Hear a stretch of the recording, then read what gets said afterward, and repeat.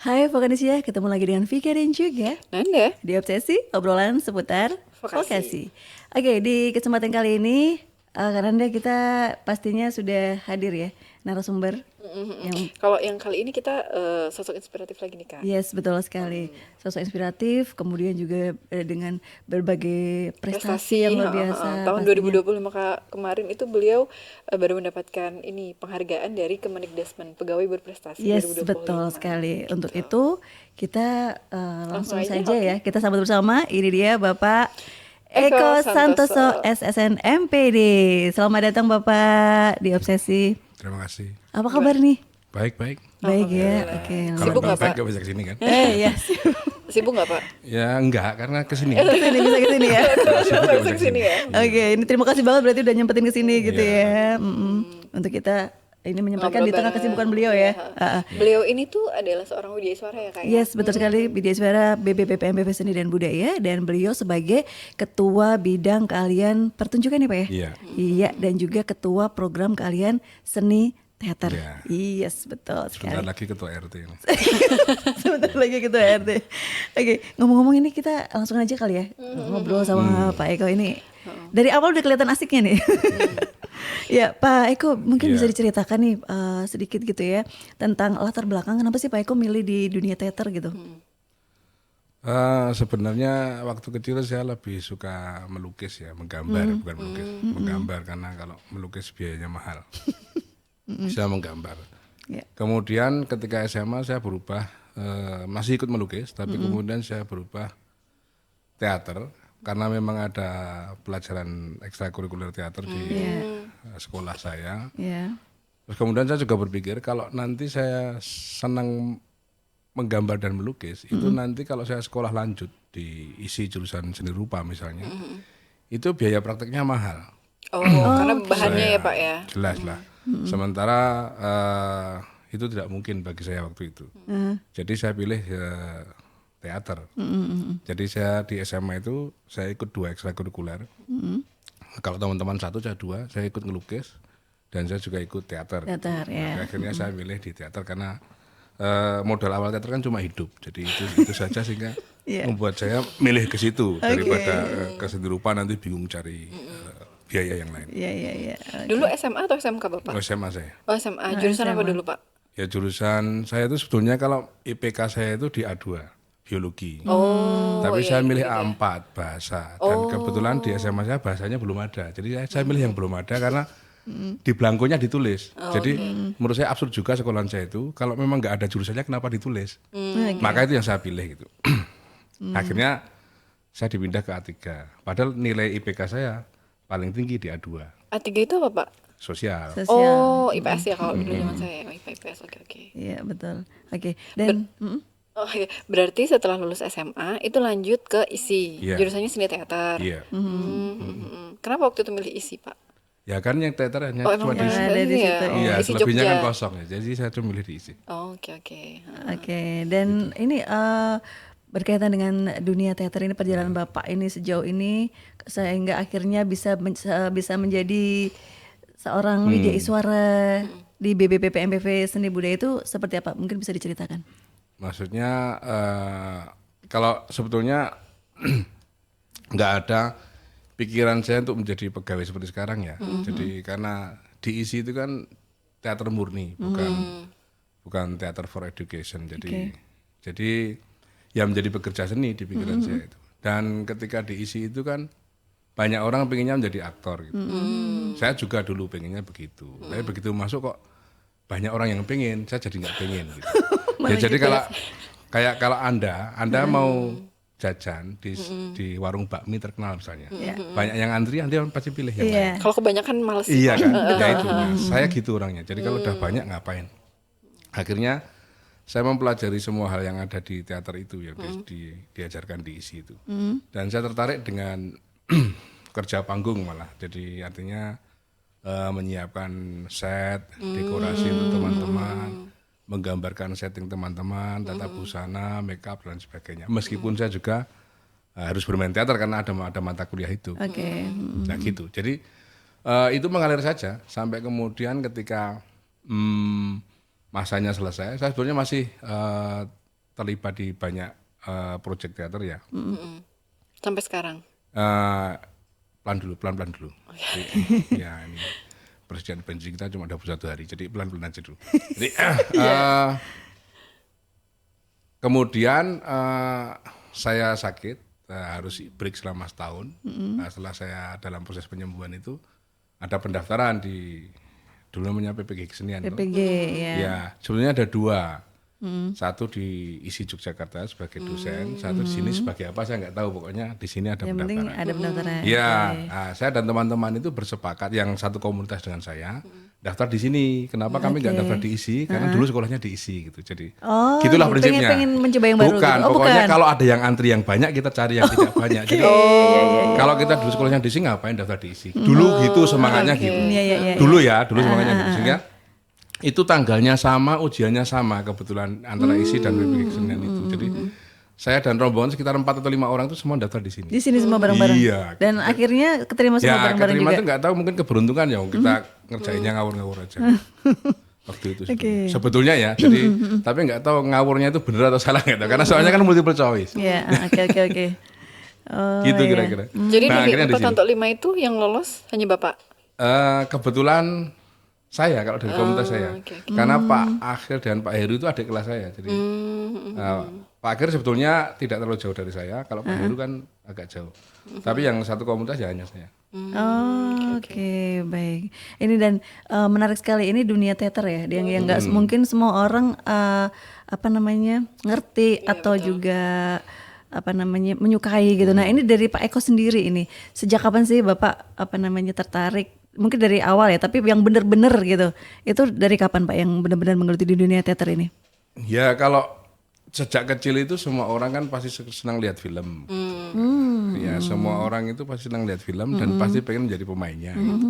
Itu wajar lah. Nah, ketika saya terlibat di teater secara langsung di SMA itu, saya senang karena saya selalu beroposisi ya dengan siapapun itu. Jadi waktu di SMA itu kami mengundang pelatih sekolah kami. Tapi saya dan teman-teman sepakat untuk tidak bersetuju dengan pelatihnya gitu. Karena Ya nggak tahu. Kan kalau banyak orang yang antri ngapain kita ikut antri? tapi itu tidak setuju itu Tapi kenapa gitu? Ya nggak apa-apa, biar nggak setuju aja. Jiwa muda masa setuju. Terlalu naif lah kalau anak muda itu. Oke. Ya itu yang kami ambil sehingga memang kami ngikuti pelatihan itu. Bukannya nggak bersetuju, bukan kemudian menolak 100%, enggak. Kita ikut, tapi ketika produksi, kita bikin 2 produksi. Produksi pelatihnya itu bikin, produksi kami sendiri juga bikin.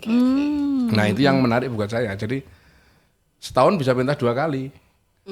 Kalau ikut pelatihnya cuma sekali. Kan gitu ya. Kita 2 kali. Yang satu produksinya pelatihnya itu kita ikuti saja apa maunya. Yang satu kita bikin sendiri. Apa-apa yang tidak kita setujui dari pelatih itu kita buat sendiri gitu. Jadi kita punya kemerdekaan. Nah di situ saya mulai tertarik karena teater bisa menciptakan segalanya gitu.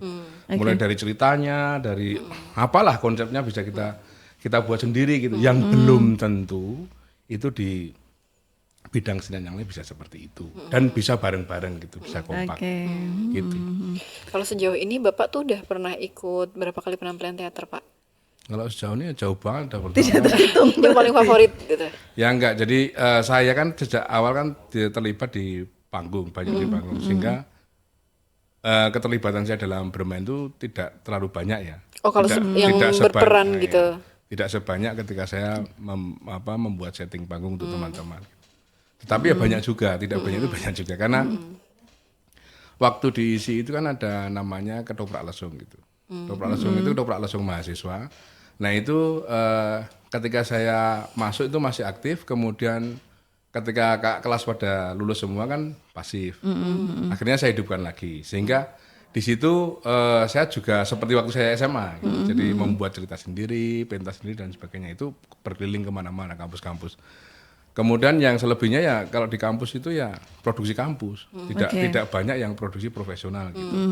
Kalau profesional saya justru malah di setting panggungnya. Oh, di setting panggungnya. Biasanya kalau di setting panggungnya tuh sebagai apa Pak biasanya? Ya penata setnya, setnya. desainernya saya. Jadi lebih banyak mulai dari kulinya, ya, jadi tukang angkat. Jadi memang pekerjaannya itu harus begitu ya. Jadi tidak bisa kita masuk langsung ke level sedang atau tinggi, nggak bisa. Kita harus mulai dari angkat-angkat, menata dan sebagainya sampai Kalau saya udah sampai ke desainer. Jadi lebih banyak di belakang layarnya malah Iya, ya, nggak tampil langsung di depan panggung ya. Nah, kalau Bapak nih sejauh ini dari perjalanan Bapak di dunia teater kan sudah lama ya. Nah, mungkin waktu di awal-awal nih, mungkin ada apa namanya yang paling berkesan gitu Pak di awal Bapak masuk ke dunia teater apa tuh yang mungkin sampai sekarang tuh masih diingat terus karena itu berkesan itu apa tuh? Saya hampir malah justru ketika saya pentas pertama di SMA dengan naskah sendiri itu yang Bikin sendiri. iya itu yang artinya itu menjadi trigger awal untuk lebih ke dalam mempelajari teater. Kalau setelah itu ya saya anggap sebagai sebuah tantangan kreativitas saja, bukan kemudian sebagai sesuatu yang wow dan hebat itu. Iya. Meskipun ketika bermain teater itu setiap orang pasti pernah merasa wow gitu. Iya. Orang-orang aktor kan suka gitu. Saya pun pernah juga begitu, tapi nggak terlalu lama karena saya memang tertariknya di belakang panggung sehingga Oke. kegiatan saya di belakang panggung itu membantu saya untuk tidak wow terhadap diri sendiri gitu. Itu penting karena banyak orang yang masih wow gitu sampai hari ini udah puluhan tahun. Gitu. Iya. Jadi itulah sebetulnya. Kalau mau diingat yang paling mengesankan ya justru Yang pertama itu. iya Yang karena pertama awal itu ya. naskah saya tulis sendiri. Kemudian waktu itu belum berani ngomong langsung, jadi masih recording. Iya. Kemudian apa itu apa ya seperti yang direcord itu aja, jadi playback lah gitu.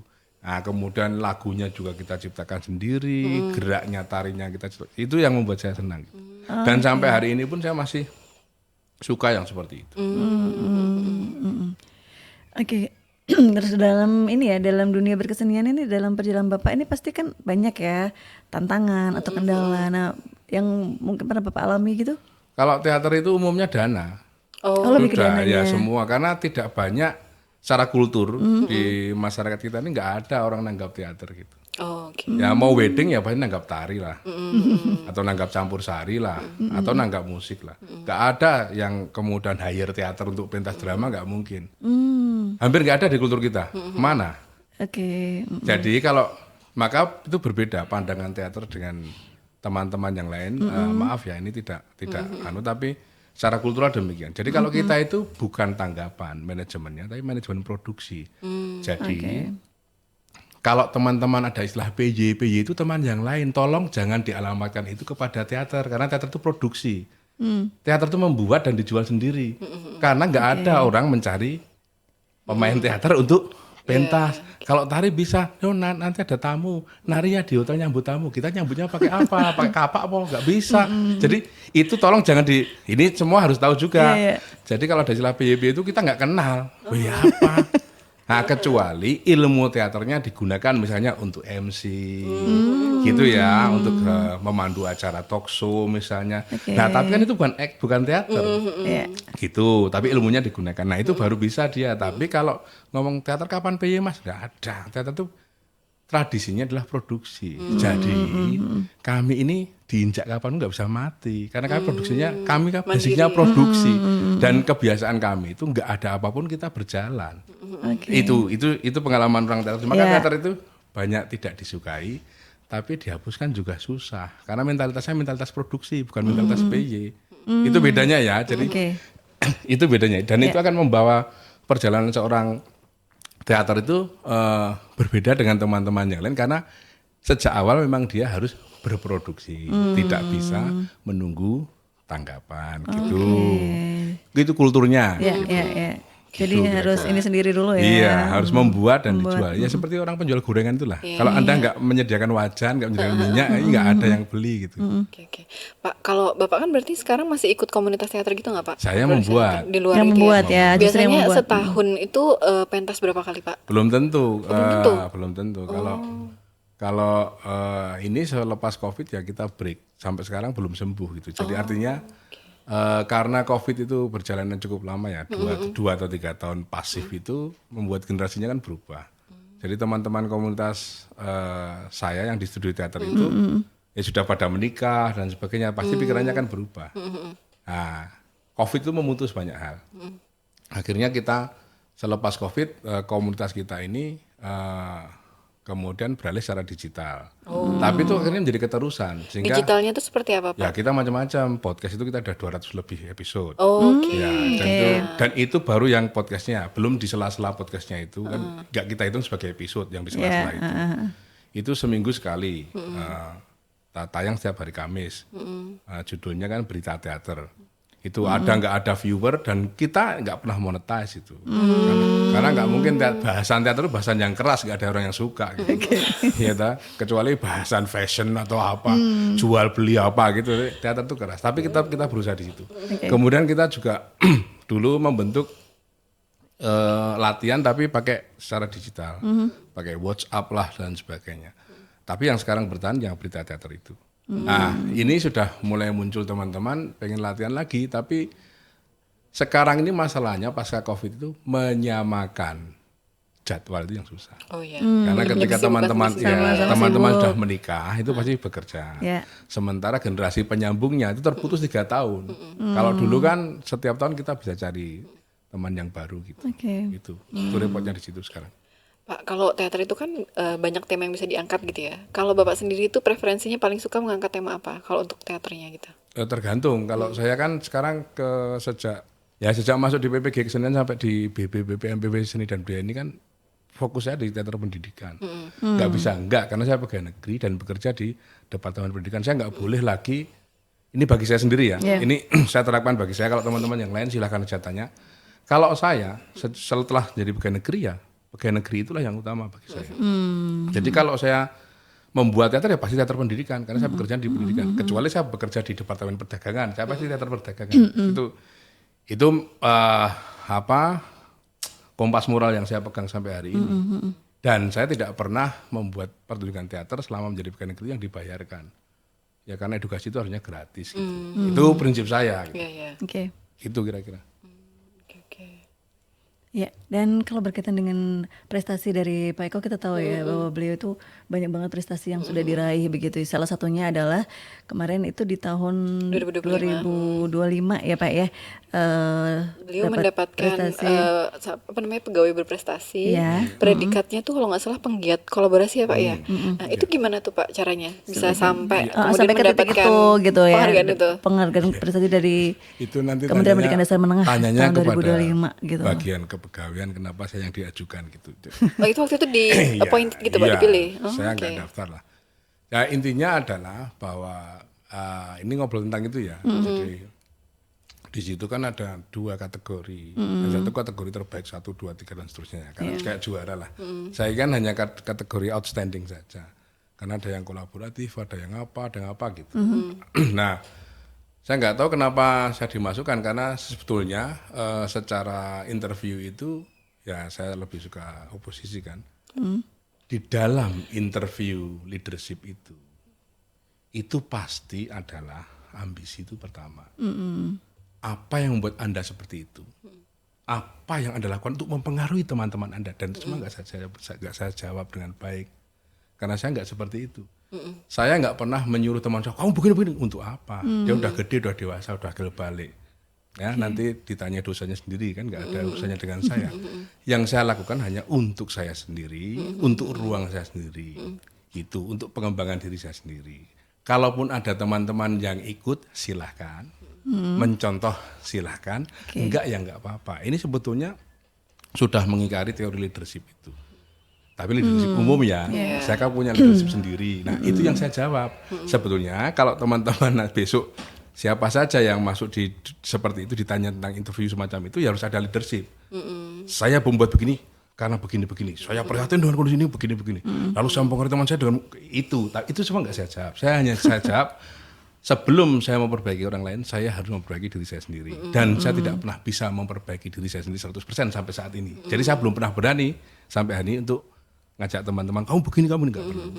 Gitu kira-kira. Tapi kan untuk maju seperti itu, apalagi penggiat kolaborator itu kan berarti ada sesuatu yang Bapak lakukan kan? Loh jelas. Waktu itu apa tuh Pak? Kan saya melakukan untuk diri saya sendiri. Lah ya bentuknya apa maksudnya? Nah tanyalah apa yang saya lakukan, bukan tanya di situ. Nah yang saya lakukan ya banyak tuh.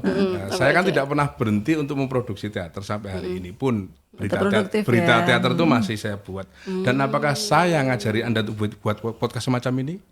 Kan nggak perlu. Saya lahir lebih dulu, 200 lebih episode. Apakah saya ngajari Anda harus begini, harus begini? Apakah saya ngajari Anda, Pak Eko lihat kamera satu? Nggak perlu. Saya udah biasa lihat itu. Misalnya, tetapi ini kan untuk saya sendiri, karena saya ingin memperbaiki dunia pendidikan teater yang sampai saat ini, bukan memperbaiki ya, memperkaya, yang sampai saat ini informasinya itu masih kurang, gitu ya. Oleh karena itu, produksi teater itu selalu saja saya tekankan untuk menginformasikan bahwa teater itu ada dan teater pendidikan itu penting sifatnya. Maka jauh sebelum podcast, sebelum latihan online, sebelum festival-festival yang kami ikuti itu, kalau studio teater memproduksi teater, di mana saya adalah produsernya di situ, maka tujuan utamanya pasti pendidikan teater. Jadi tahun 2010 itu kami menciptakan teater by request. Itu di mana penontonnya itu bisa milih ceritanya apa, yang main siapa, temanya apa. Ini belum pernah ada. Gitu. Ini idenya dari orang nonton TV memegang remote. Dia mau milih channel ya. Tapi itu ditonton bareng-bareng. Dan ini saya pentaskan keliling kampus dan sekolah. Dan sudah 30 kota sejak tahun 2010 itu. Gitu. Nah, dengan beragam pemainnya gonta-ganti karena di studio teater itu kan Isika Misiko, tidak ada stelsel aktif, adanya stelsel pasif. Kamu datang latihan berani pentas ya pentas, kalau nggak berani nggak pentas nggak apa-apa. Jadi gitu. Dan latihan teater di studio teater itu saya buka tahun 2004, setelah setahun saya bekerja di sini. Dan itu saya buka untuk umum di luar jam kantor. Di studio sini ya Pak? Iya. Nah, siapapun boleh datang, Isika Misiko. Jadwal pun ditentukan bareng-bareng, karena tidak bisa ada jadwal tetap. Misalnya pas saya DL, nggak bisa. Atau pas teman-teman ada punya kesibukan, mau ujian, nggak bisa. Sehingga jadwal itu ditentukan pada saat pertemuan itu. Besok minggu depan tanggal berapa gitu. Hari apa gitu. Gitu kira-kira. Nah itu sejak tahun 2004. Dan itu minat dari masyarakat sendiri yang di situ banyak nggak Pak? Ya dinamis lah. Kadang-kadang pernah sampai 30 orang. Tapi yang bertahan ada yang 10 orang pernah. Tapi ada yang bertahan lah sampai saat ini. Itu 8 sampai 10 orang itu masih bisa menjadi komunitas sampai hari ini. Karena selebihnya kan udah tugas keluar kota. Ada yang punya pindah ke Jerman misalnya, ada yang ke Inggris. Kan kami bukanya untuk umum. Jadi siapa saja mulai dari pelajar SMA, mahasiswa sampai yang sudah berkeluarga boleh saja datang untuk ikut latihan di studio teater gitu. Sejak tahun 2004 itu. Dan kalau untuk proyek dari karya Bapak sendiri nih, proyek mahakarya gitu yang dari Bapak sendiri yang paling mungkin itu pencapaian mungkin ya dibanding dari sebelum-sebelumnya, mungkin ada nggak Pak yang ini? Enggak. Jadi mungkin ada nih pas mungkin tapi di mana gitu yang benar-benar. Ya itu ada, tapi waktu saya masih muda dan itu kan enggak berumur lama lah. Artinya begini. Jadi di dalam proses saya berteater itu saya lebih suka menciptakan sesuatu hal yang menurut saya agak baru. Setiap itu terjadi itu pasti kan ada evaluasi. Nah karena ada evaluasi maka nggak mungkin bisa wow. Ya proses teater kan semestinya ada evaluasi. Nah itu selalu saja begitu. Tapi yang menarik bagi saya adalah yang sampai hari ini masih saya pertahankan adalah kolaborasi tadi. Jadi kolaborasi tidak hanya dengan orang teater, tapi dengan bidang-bidang yang lain. Gitu. Jadi saya dulu mahasiswa pernah membuat seperti yang tampil tahun lalu ya di Bendana itu ya. Itu sudah saya buat tahun 94, 95, 96 lah di kampus dulu. Model seperti itu. Model seperti itu sudah pernah saya. Nah, hal seperti itu yang menarik bagi saya karena selalu ada hal yang baru. Berkenalan dengan teman-teman baru, bekerja dengan teman baru dari berbagai macam bidang untuk membuat satu persembahan bareng-bareng. Itu yang menarik bagi saya. Hasil bagi saya nggak terlalu penting karena kalau kita ngomong hasilnya seolah-olah ngomong ekonomi itu. Jadi ini proses bersama, kita latihan bersama, kita kerjakan bersama, lalu kita persembahkan. Nah, nanti setelah itu baru kita evaluasi. Selalu saya evaluasi sehingga oh ini kurang begini, ini kurang begini, kurang begini. Nah, sehingga itu membuat saya kemudian tidak menjadi wow karena harus mengevaluasi. Tetapi prinsip itu yang saya pertahankan sampai hari ini. Saya lebih suka teater itu rupa-rupa gitu. Tidak hanya ngomong aja, tidak hanya drama orang ngomong saja gitu. Jadi harus ada tarinya. Lebih menarik sih Pak memang. Ya mungkin ya, tapi saya lebih senang yang kayak gitu bisa berkolaborasi dengan banyak bidang. Ya, seperti kemarin yang pas Berdana juga luar biasa ya. Bagus sih, aku suka sih, maksudnya tuh kayak wah gitu loh, ada yang nari, ada apa gitu harinya. Ya itu padahal saya cuma nulis konsepnya. Nanti yang ngerjainnya udah teman-teman studio masing-masing ya. Tari Mas Elan, Bu Lilin, nanti kan ada Pak Sito dan sebagainya. Saya cuma nulis konsepnya aja. Teater nanti yang latih akting Mas Heru, Pak Aris gitu. Ya, saya lebih suka konsep yang seperti itu. Oke.